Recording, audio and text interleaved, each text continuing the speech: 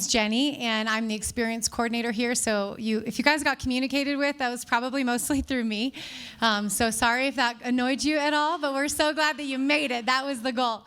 My husband and I also run the marriage ministry, and I'm so excited to be up here and just pour out a lot of what God has poured into me, and I just feel like he really has a word. It was a revelation to me, and I just pray that it's a revelation to you as well.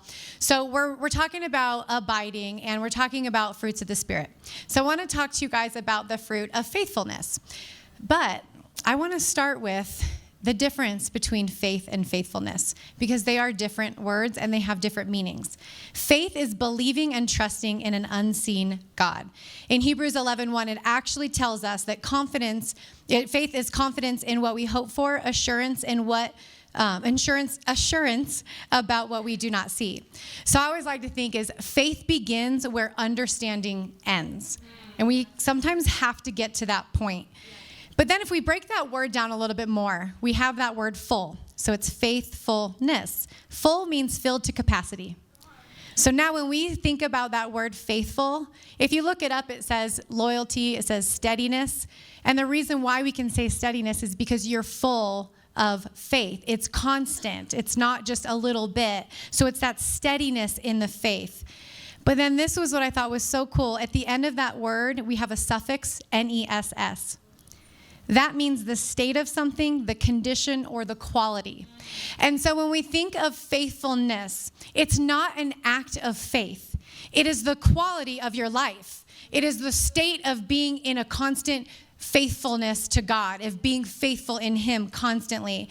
So I just think it's really cool to I'm such a nerd. I like breaking down words and I like math, but I love breaking that down because it just reveals a lot, because sometimes we think faithfulness just means having faith, but it doesn't. It means so much more than that. And I really want to speak on that and speak a little bit of what God revealed to me to help me get to that next place. So it's really the quality of our life, but that also means it's a choice. So where do we put our faith? If faith is believing in something unseen, thanks to Webster, we have a dictionary that has definitions that basically just removes God from it. Because the Bible existed before the dictionary. So faith actually means believing and trusting in God, not something. But the world has taken that and put it anywhere else but. So we have to go back to the root of what it means. So where do we put our faith? Then how much of it? Okay, faithful, right? Are you faithful? Are you faithless? Are you faith half? That's not a word, but I just made it one. Because if you're faithful, if you have a life of faithfulness, you're not putting faith in God in some areas of your life and not others. It's all of it. Remember, full means to the max capacity, everything in your life. And that's what determines the quality. That's what determines if your life is a life of the fruit of faithfulness. I thought I was being faithful. I thought I was a faithful person. And what I really realized is I was very consistent in being selfish. Now, like, consistency isn't an issue with me. If I commit to something, I'm like, you know what, we're going until I get there. I'm like committed, I'm all on board. I thought that was faith. I thought just continuing on that path was faith. But it was really a constant state of being selfish. I was giving into my own fleshly desires. I was very consistent with that. I was consistent with having a life filled with personal pleasures. I was consistent with having a marriage filled with selfishness. Consistency has never really been an issue in my life, but consistency is not faithfulness. So I want to talk about that because I didn't even realize that. I didn't know what the word faithfulness meant. And so I think it's so important that we really get that grasp. So I was consistent. You guys, I went to church every Sunday. I was in my neighborhood group every week. I was serving at church. This was not here. It was somewhere else. But I was going through the motions, and I thought that was being faithful. But it was being consistent with going through the motions. I also didn't trust anyone. So when I was talking to someone about just kind of this message, they were like, oh, so you were being faithful to yourself. And I was like, I don't know. Like, I didn't believe in myself, and I didn't really even trust myself. So I don't think I can even say I was faithful to myself, because if faith means believing in something and trusting in something, I didn't even have faith in myself. It was just a consistent pattern of feeding my flesh. my root. I had a root that was so out of whack. So what I would do, though, is because I didn't trust in God, is I would see an outcome and be like, okay, this is what I want. So I'm going to see the end result, and then all my actions would be in line with getting that end result. Now, I know someone is sitting here right now thinking yes, that's living an intentional life. I thought that too, because I'm good at that. But that's control. Because the outcome, let me ask you this. If you thought of something, this is God speaking to you. That outcome that you're thinking that you're working on, is it from God? Because I thought I was being faithful, but I was working towards something that was not submitted. I was being consistent. I would decide on the outcome myself. I was really, really good at the consistency, though.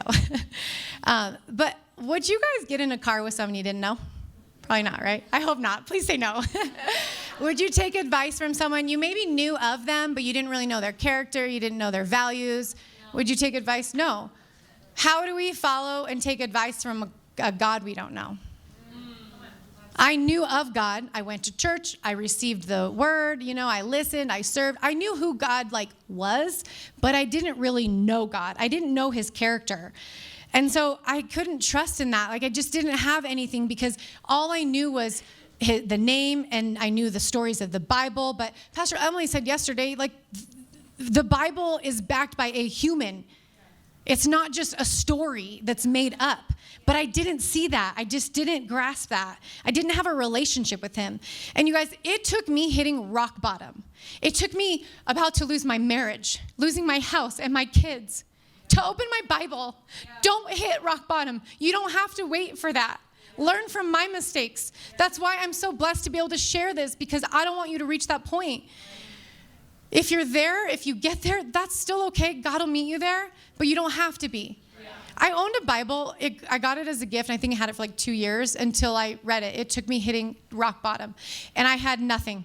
I literally went to my parents' house. I didn't even have a phone, a computer, or anything. The only thing I had was my Bible. So I was put in a position where I was kind of I'm here by myself. I don't want to just be talking to myself, so I'm going to read. And that's when I opened my Bible. And as I started to read my Bible and just spending time in prayer, and you guys, my very first prayer was, God, I don't know how to do this, but I just need to. That's all. Right. And he showed up. It doesn't matter what you say. He shows up.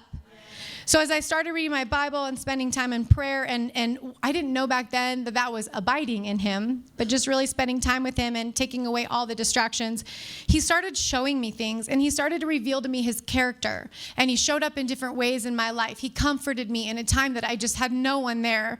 And so it was just such an eye-opening thing to realize that that relationship is a two-way relationship. It's not just receiving, and it's not just talking. It's both. God wants both with you. He doesn't want you to just be, coming and hearing the word and leaving and going about the rest of your week like I did. I was going to church, you guys, but I didn't have a relationship. I didn't spend time with him outside of the church. And Pastor Ali touched on that so well too. You don't have to be in church to meet God. That's not where I met him. Don't mistake checklists for faithfulness.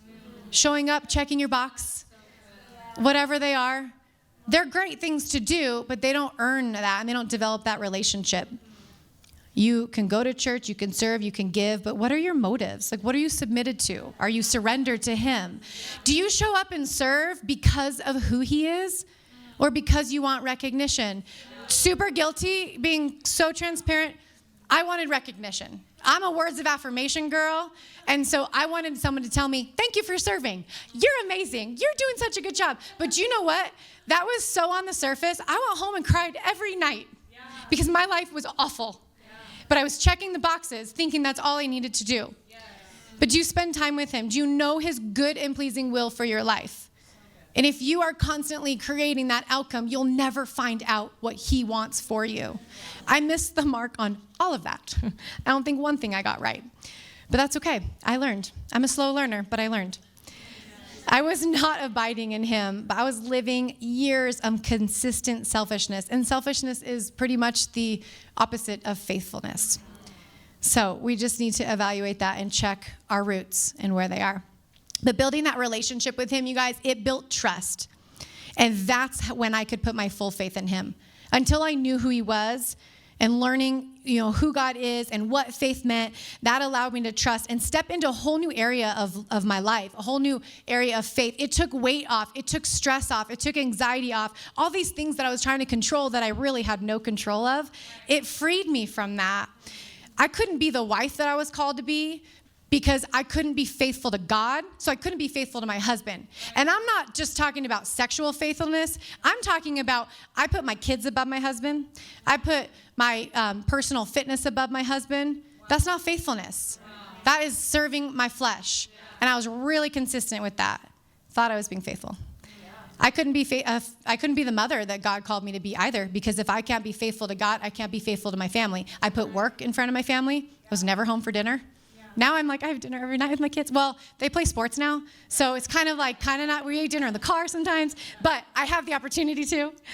But I couldn't be what God wanted me to be because I didn't even have faithfulness to him. So it's really hard to follow someone you don't know. So if you're kind of like, gosh, I feel like I can't trust in God, it probably just means you need to know a little bit more about him. You're never going to have him figured out. If you feel like you do, then you haven't. Please don't assume that posture. It just means that you're reaching a new level. So continue to get to know him and his character and let him show up for you in different ways. But abiding in God, it built that trust and developed that relationship. And then knowing who he was, like I could get behind that. And that's when I stepped into a life of faithfulness that I never lived before. And it took me a long time to even realize that I didn't. God had to work in my heart. Faith isn't knowing everything, and it's not knowing the outcome, but it's knowing that God has it. And I had to give up that control, and I had to live a life, and I had to live by faith and not by sight. Yeah. My vision's terrible anyway, so that's probably better. I wear contacts because glasses give me headaches, but my vision is terrible. But you guys, abiding is what transformed my personal life. I talk a lot about my marriage. You guys, a lot of people hear that testimony, and that's just the area of my life that needed the most change because it was what was suffering the most. But it transformed my whole life. It allowed me to follow God and not just know God, but and go through the motions, but actually follow him. Meaning he called me to Flagstaff, my family. 2 weeks later, we were here because I'm like, it's you. I have to. He called me to give a vehicle away. I've never shared that before, but I feel like it's on my heart. That was the scariest thing I've ever done. But what was so crazy is when I said, hey, could you guys use this vehicle? You know what? That person prayed for not just a vehicle, the exact make and model. Yeah. That is God. Yeah. And that is trust. Because we were not in a financially strong position. But that was what I had that trust because I had that relationship. But it allowed me to read the Bible and not just read words of a story, but hear what God's speaking to me in that. The Bible is a roadmap. It is a key to the kingdom.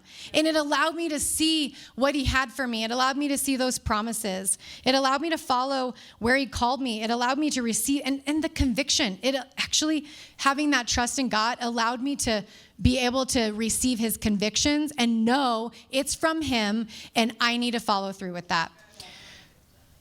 So abiding in him has given me so much, and it's daily. Some days it's 10 minutes of prayer in the morning. We were just talking about this morning. Some mornings it's an hour. It doesn't matter. I invite God into every part of my day. I've even told my kids, my son walks up to bat in baseball, and he says a prayer every time he walks up to the base, because I told him God wants to swing that bat with you. I didn't know that as a kid, so I just pray that they can bear that fruit a lot faster than I did at 40 years old. So I was really good at thinking that I was faithful, you guys, but I wasn't. But faithfulness, it just really, it means allowing God to have the control over my life. It means allowing him to prune me, to take away what doesn't belong and to nourish me. Faithfulness means not solving my kids' problems, even though my son is in middle school, and just trusting that God is going to see them through it. Faithfulness means serving my husband even when I don't want to, even when he frustrates me, even when he hurts me. Because being faithful to God gives me the strength to serve my husband. It gives me the strength to serve my church. Being faithful to God means knowing that the promises that he spoke 2,000 plus years ago, they're the same promises for me and for you today. Being faithful and bearing that fruit of faithfulness means my life has been transformed by choosing God every single day. And again, Pastor Allie, we didn't coordinate any of this, but she spoke on that. It's a daily thing. We are saved every day. He is calling you to a life of faithfulness, bearing the fruit of faithfulness for his glory. Like Pastor Emily said, an apple tree does not eat its own apples. The faithfulness that I show allows other people to see who Jesus is. And God is asking you to step into a life of faithfulness. Do not mistake consistency with faithfulness, but be consistent in being faithful to God, and you will see the fruit of faithfulness in your life. Love you guys.